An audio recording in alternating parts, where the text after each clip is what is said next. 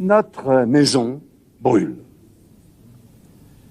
Et nous regardons ailleurs. La nature, mutilée, surexploitée, ne parvient plus à se reconstituer et nous refusons de l'admettre. L'humanité souffre, elle souffre de mal-développement, au nord comme au sud, et nous sommes indifférents. La Terre et l'humanité sont en péril, et nous en sommes tous responsables. Il est temps, je crois, d'ouvrir les yeux. Sur tous les continents, les signaux d'alerte s'allument. L'Europe est frappée par des catastrophes naturelles et des crises sanitaires. L'économie américaine, souvent boulimique en ressources naturelles, paraît atteinte d'une crise de confiance dans ses modes de régulation.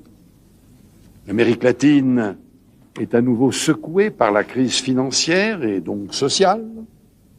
En Asie, la multiplication des pollutions dont témoigne le nuage brun s'étend et menace d'empoisonnement un continent tout entier. L'Afrique est accablée par les conflits, le sida, la désertification, la famine. Certains pays insulaires sont menacés de disparition par le réchauffement climatique. Nous ne pourrons pas dire que nous ne savions pas. Prenons garde que le XXIe siècle ne devienne pas, pour les générations futures, celui d'un crime de l'humanité contre la vie. Notre responsabilité collective est engagée. Responsabilité première des pays développés. Première par l'histoire, première par la puissance, première par le niveau de leur consommation. Si l'humanité entière se comportait comme les pays du Nord, il faudrait 2 planètes supplémentaires pour faire face à nos besoins. Responsabilité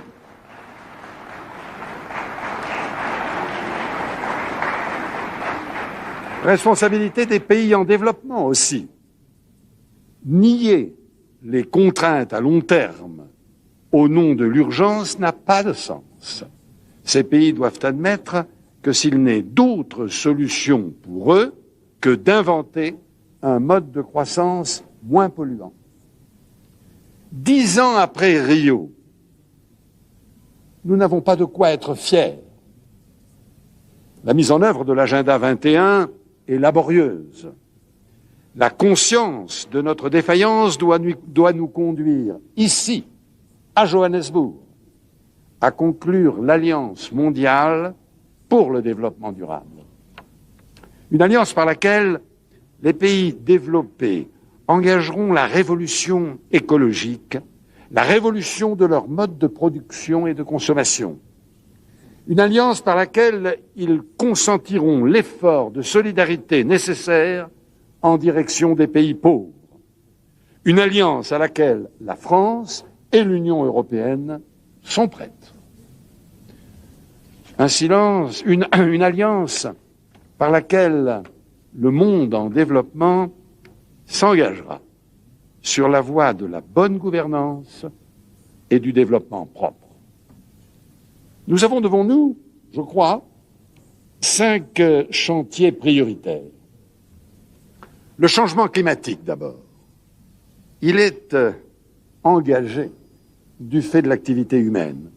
Il nous menace d'une tragédie planétaire. Il n'est plus temps de jouer chacun pour soi.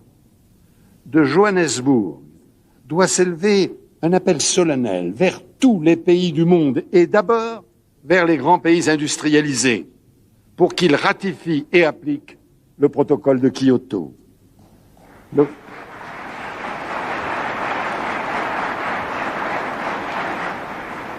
Le réchauffement climatique est encore réversible. Lourde serait la responsabilité de ceux qui refuseraient de le combattre. Deuxième chantier, l'éradication de la pauvreté. À l'heure de la mondialisation, la persistance de la pauvreté de masse est un scandale et une aberration. Appliquons les décisions de Doha et de Monterrey. Augmentons l'aide au développement pour atteindre dans les 10 ans au maximum les 0,7% du PIB. Trouvons de nouvelles sources de financement, par exemple par un nécessaire prélèvement de solidarité sur les richesses considérables engendrées par la mondialisation. Troisième chantier, la diversité. La diversité biologique et la diversité culturelle, toutes deux patrimoines communs de l'humanité, toutes deux sont menacées. La réponse, c'est l'affirmation du droit à la diversité et l'adoption d'engagements juridiques sur l'éthique. Quatrième chantier, les modes de production et de consommation. Avec les entreprises, il faut mettre au point des systèmes économes de ressources naturelles, économes en déchets, économes en pollution. L'invention du développement durable est un progrès fondamental au service duquel nous devons mettre les avancées des sciences et des technologies dans le respect du principe de précaution. La France proposera à ses partenaires du G8 l'adoption, lors du sommet d'Évian en juin prochain, d'une initiative pour stimuler la recherche scientifique et technologique au service du développement durable. Cinquième chantier, la gouvernance mondiale pour humaniser et pour maîtriser la mondialisation.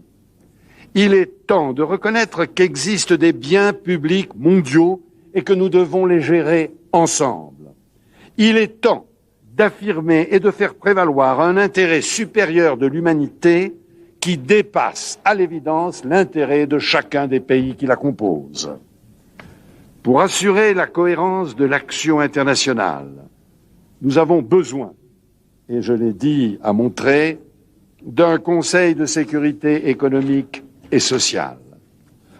Pour mieux gérer l'environnement, pour faire respecter les principes de Rio, nous avons besoin d'une organisation mondiale de l'environnement pour vérifier l'application de l'agenda 21 et du plan d'action de Johannesburg. La France propose que la Commission du développement durable soit investie d'une fonction d'évaluation par ses pairs, comme cela existe par exemple à l'OCDE. Et la France est prête à se soumettre la première à cette évaluation. Au regard de l'histoire de notre maison brûle. Et nous regardons ailleurs.